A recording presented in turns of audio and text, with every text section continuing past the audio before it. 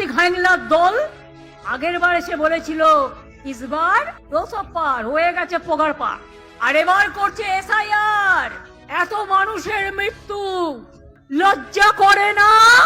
আর আদিবাসী তপশিলীদের বাড়িতে গিয়ে হোটেলের থালা পেতে খেয়ে বললেন আমি তপশিলীর বাড়িতে খাচ্ছি, আর আজ নমশূদ্রদের নাম বাদ, মতুয়াদের নাম বাদ, রাজবংশীদের নাম বাদ, হিন্দুদের নাম বাদ, সংখ্যালঘুদের নাম বাদ।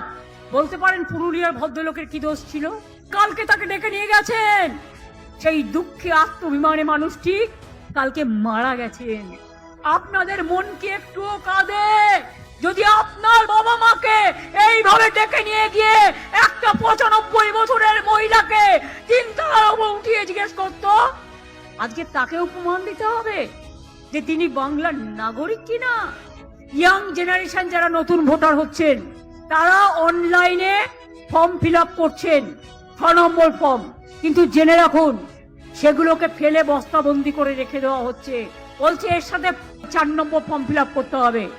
নজর রাখবেন, নতুন ভোটাররা টার্গেট করেছে বয়স জ্যেষ্ঠদের, টার্গেট করেছে নবপ্রজন্মকে, টার্গেট করেছে আদিবাসীদের, টার্গেট করেছে তপশিলীদের, টার্গেট করেছে হিন্দু থেকে মুসলমান, সবাইকে।